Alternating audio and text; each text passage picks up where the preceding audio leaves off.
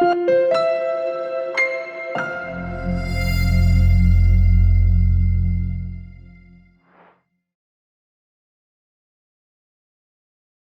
welcome to metaphor number 11. So this metaphor has the goal of helping children recognize the power of their mind over the media. Yes, the power of the media, but no, the power of your mind to control what's going in. So it starts off really with a story, and then after the story, we'll ask the children for their feedback. So the story goes like this. Your neighbor knocks on your front door, and you let him in. And he comes in with a hose, looks like weird, and he starts hosing down your front room with the waste from his bathroom, the toilets in his home. And it doesn't last very long, but it's like, oh my God, it's all over your living room and your front room. And you haven't even gathered your thoughts to try and figure out, what is he doing? Where he runs out of waste and he says, oh, I'm so sorry, I've run out already. I'll be back as soon as I can. And he apologizes and he runs out, and sure enough, a few minutes later, he knocks on your door. You open the door and he says, oh, don't worry, I got much more this time. And he starts hosing down your kitchen and the floor and the walls and the ceiling. It's all over. It's just unbearable. And he runs out and says, oh, I'm so sorry, I've run out again. I've got an idea. I'll be back as soon as possible. And he comes back a little while later, knocks on the door. You let him in. And he says, you don't have to worry. I have secured my hose so that it's now connected to the entire neighborhood. So the entire sewage of every single house in the entire neighborhood is connected to this hose. And he starts hosing down your... And this is going on and on and on. You can't even stop him. You're in just such a stupor of shock. And finally he runs out again. He says, I've got to get him up with I'll be back. Sure enough, he comes back a few hours later, knocks on the door. You let him in? And this time he has a huge smile on his face. He says, listen, you got no problems. I have managed to connect the hose of all the urine and the waste to the www network. And you go, I think you said too many W's. There's meant to be 3 W's, not 4. So no, it's 4 W's. The World Wide Web of Waste.con. In other words, he's being conned because what's now coming through this hose directly into his palace, his home, is everybody's waste, not just locally, but even globally, in real time.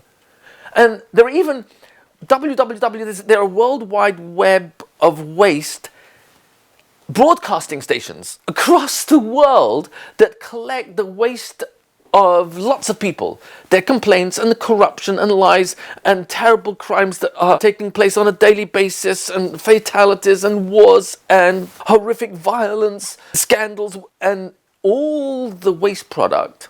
Everything that's negative that's taking place in the whole world is being collected by these World Wide Web of Waste networks that are broadcasting it through the hose that is directly connected to your home and hosing down everybody's waste. Children, what's the nimshal? What's the meaning of this metaphor, of this mashal? And get the kids to talk about, what is the nimshal over here? We have a situation where less than 20 years ago, children were not so overexposed to information. What type of information? Well, for the most part, on the media, are you going to see good news or not necessarily good news? It's mostly bad news. Children are being exposed to way more information, and not necessarily healthy information, that then they don't even have the emotional maturity to properly process. And yet they're being almost like bombarded with negative news that triggers off fear, anxiety, worry. But what happens if I start to recognize that, hey, who's letting them in? He's knocking on the doors of my home, my mind. Who's letting them in? Oh, I'm opening up the hose of everybody's opinions that are not necessarily screened through the eyes of the Torah, the purity of, and Kedusha and the Tahara of Chazal, the words of Chazal, so that I would understand what I'm looking at and what I should not be looking at. Lo tasuru acharei levavchem. Don't follow your thoughts that are being dictated by everyone else's waste or opinions. Instead, follow what Hashem wants you to think. Lo tikam v'lo titer et bnei amecha ve'ahavta recha kamecha. Ani Hashem. Let go of revenge, let go of resentment, let go of negative thinking, and switch to the next thought. Avas Yisrael, Avas HaTorah, Avas Habrias, Avas HaOlam, Avas HaChayim. Love life. There's so much out there to enjoy, but is it possible that the true palace of my life is not my home, it's my mind? And by allowing other people's information, which is not always properly checked or screened or filtered, into my mind, what's the difference between waste, I'm saying it kindly, as in urine and defecation, that belongs in the sewer? What's the difference between spraying that in my home physically and allowing other people's negativity to fester in my mind, be sprayed over the walls of my palace of my mind? So this is where we want the children to help them start to realize social media, or as I think more appropriately ought to be called anti-social media, because there are things we're going to say and do, report, communicate through social media that we wouldn't have the guts to do that face to face. It's just not right.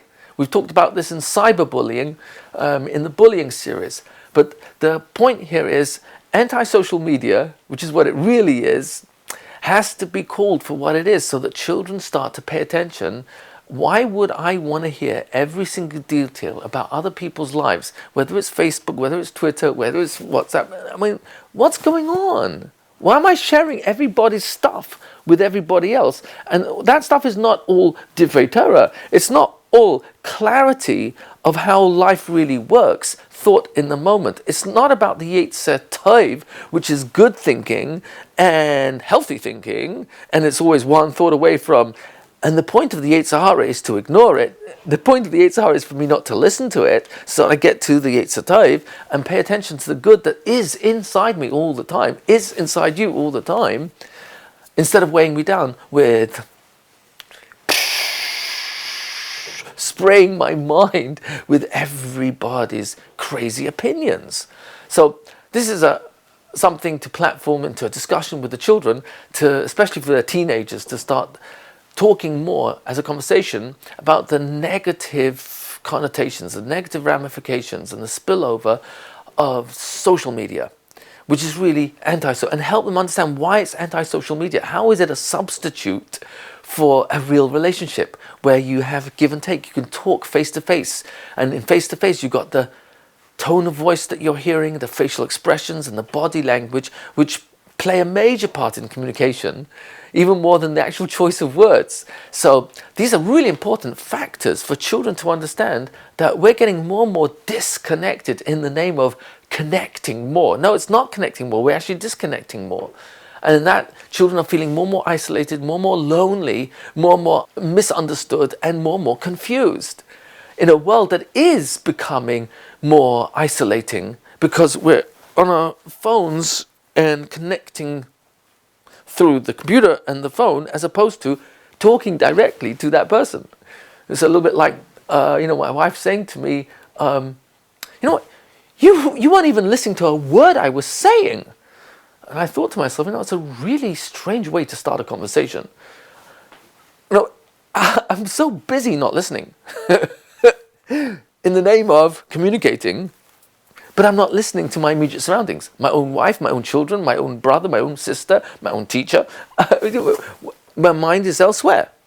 And we're almost being trained not to pay attention, not to pay focus to what's in front of us right now. It's the world wide web of waste that is really a con. It's an illusion. It's fooling me into thinking that happiness is connecting through social media. Happiness is a movie. Happiness is looking at something that looks very luring when Hashem says, no, no, no, no, no, no. I've reserved that for marriage. I've reserved that for an arena called Kedusha. We actually call it Kedushin, and the world around us have coined a curse word to describe the same act that in Yiddishkeit is Kedusha.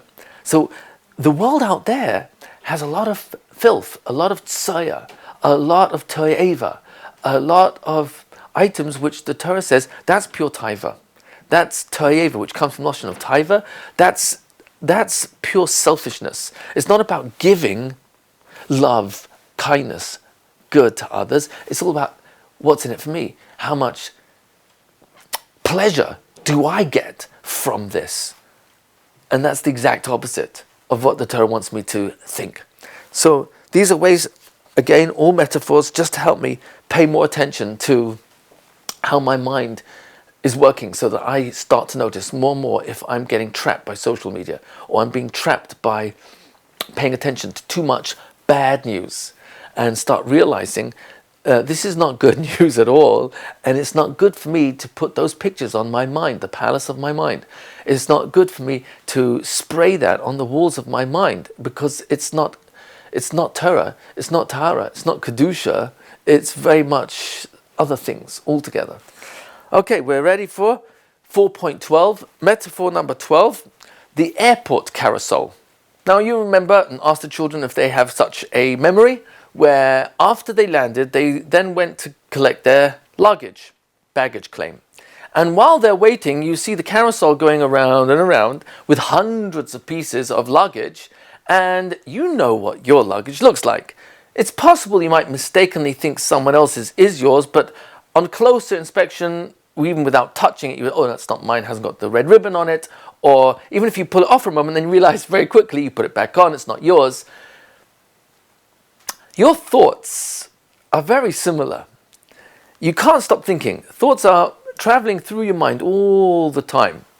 The question is, how do I recognize the thought that I want to be part of my mindset, to put on the walls of my mind, the pictures that I want my mind and attitude and life to be about? So let's follow this metaphor a little bit further. What would you say if someone took someone else's luggage off the carousel, then opened it up, unzipped it, and start rummaging through all the contents of someone else's luggage? I mean, are you out of your mind? What's the matter? It's not yours. It has nothing to do with you. I said, yeah, I know, but I'm inspecting it anyway. What? You're going to miss your luggage. See, the metaphor is really the following. You hurt me, you upset me, that's thought. No, you really did upset me, you really did say those words. Okay, but me replaying it in my mind is like the luggage going around. And if it's your unkind words that I'm now opening up and inspecting, and I'm making a glance analysis, and I'm starting to notice other times that your luggage came around in my mind, and I opened it up and said, 1 second, why am I doing that? Your luggage is your baggage, to coin the phrase. It's your baggage, not mine. Why would I enter your reality? That's your reality, it's not my reality. Okay, so that's what you think of me, that's not what I think of me. And guess what? In my world, what I think of me matters more than what you think of me. If you can give me toichacha, gently, to help me understand where I've gone wrong, hey, that's great. Then I can grow from that. It might be a little bit painful, but I'll recover and grow from it. But for me to open up your reality and analyze it, that's none of my business. It never will be. In fact, it's so interesting that in Jewish law, you need 2 kosher witnesses to establish something as factual. Why do you need 2? Because it's so unlikely that 2 people will look at a single event the same way. That if 2 people come out with the exact same report, having seen it the same way, with the exact same details, after ganze chakira and drisha, guess what? you can establish a fact that this person really did murder so-and-so with warning, and he gets the death penalty based on the eyewitness report of 2 people. Why is that so amazing? Because it's just so unlikely that 2 people will look at their world, life, an event in the exact same way. Because we're coming from such different realities. We never are the same person today, tomorrow, the next day. So for 2 people to see the same thing the same way, that's factual. That's enough to establish a fact. It's almost like a miracle, literally. But otherwise, your reality is your reality. Mine is mine. And we're almost never exactly on the same page. That's one of the reasons Chazal tell us, Al tadin et chaverecha ad shatagia limkaimai. Don't judge others until you get to their place. But you'll never be in their place. It's just never can and ever did happen that 2 people are in the same place, in the same mind, simultaneously. It just doesn't happen. So I'm actually being told, kind of indirectly, don't judge others till you get in their place. But I'll never be there. Precisely. So we've talked about that in a previous presentation, but suffice to say that in this simple metaphor of a carousel, your mind has been designed to go to the next thought, next thought, next thought. But what I want to become more aware of is, where am I pulling off other people's luggage, other people's thinking, other people's comments, other people's actions that I've seen or have done to me, and making a whole analysis, opening up the contents and start inspecting their mindset? Let go. There's so much good inside of my world to explore without pulling off other people's baggage and exploring it and analyzing it. So, very similar to this metaphor, your body was designed to breathe in oxygen and exhale carbon dioxide. Your body is designed to take in the nutrition from food that's digested in your digestive system and eliminate it, expel it. Every part of your body, every cell is being renewed, regenerated. It takes in, expels. Takes in toxicity, expels toxicity. Through waste, urine, through the sweat, through a rash, through a cough, through diarrhea. There's lots of ways the body has been divinely designed with divine intelligence all the time, every waking second, every sleeping second, to be functioning and knows exactly what to do. So the body knows how to take what it needs to take and to expel what it needs to expel. The mind is designed the same way. It's like a carousel. Thoughts are going around all the time. There's a flow of thinking all the time. And Hashem wants me to be aware of what I'm thinking and not to open up other people's baggage and explore it, because it's not my business. My business is my baggage. Oh, that's my baggage. And if it's a thought that I don't like, hey, take it off the walls of your mind. Don't paint it on the wall. Don't nail it down onto the wall of your mind. Take off the caption, change the meaning. But it's all taking place over here in the next thought, the next thought, the next thought, that are going around, around, around. So does it make sense that Hashem would have designed your body to inhale and exhale, take in food, exit toxicity, but when it comes to thought, your mind doesn't know what to do next? No, your mind knows all the time what to do next. Explore or ignore, open or delete. And recognizing, oh, this is a good thought, Avas Yisrael. Oh, this is a good thought, Avas Hashem. Oh, this is a good thought, Emunah, trust Hashem. Oh, recognizing the mitzvahs of thinking, which Hashem commands me in, and recognizing the mitzvahs of thinking that Hashem commands me not to think, helps me have clarity that when the luggage of thoughts are going around in my mind, I'll recognize which thoughts Hashem knows belong to me and which to discard, because that's not mine. And if it is someone else's, so they've got to deal with it. They come to me for help, I'll try if I can, but otherwise it's not my business to open up your baggage. I've got enough of my own to deal with and get rid of than to have to open up other people's. So ask the children, in this metaphor of a carousel in the airport, and the idea that the body is designed to be in a constant rotation of ingestion of food and exiting the expulsion of toxicity, the waste from the food, the constant inhalation of oxygen and the constant exhalation of carbon dioxide, in that simple metaphor of this rotation of life, does it make sense that Hashem would not have made your mind able to ignore what Hashem doesn't want us to pay attention to? Of course not. But that's reality. Your mind is constantly rotating and thoughts are going, but you can always explore a thought or ignore it. Open, delete. It's always choice, bechira, in that moment. From moment to moment to moment. Ubecharta b'chayim. Says Hashem, please choose lives. Choose what makes sense for your life down here and is also an investment in Olam Haba. That's kind words and not unkind words. Oh, that's Lashon Tov, not Lashon Hara. Oh, that's finding the good in others, not complaining. Oh, that's being done chavzus on other people and not done chav chayv. Oh, that's being done chavzus on HaKadosh Baruch Hu. Be matzik adin on Hashem, that Hashem, you must be righteous even if I don't understand your ways. Trust Hashem knows what He's doing. So these are very simple ways. Each one of these metaphors, do one metaphor a week with the children throughout the year and have it as a platform for discussion. What did you learn from this metaphor? What are you becoming more aware of? And each week ask the children if they're noticing any difference in the way they're thinking, and let them reveal to you and the class, if they're comfortable, what they're starting to notice, catching themselves in a thought that is not what Hashem's asking me to think and asking me to think something else. Each one of these metaphors is reinforcing same and similar messages that are all part of the same package, that I exist in thought in the moment, and that I can always change the next thought. I am always in control of the next thought. I may not control the thoughts that are coming around, but I get to choose which ones to pull out, open, explore. And I also get to become more clear which ones I should not be exploring. It's not my business. Or that's your reality, it's not my reality. Okay, cool, you think that of me, I don't think that of me. So it doesn't change my opinion of me, and my opinion of me is not based on what other people necessarily think.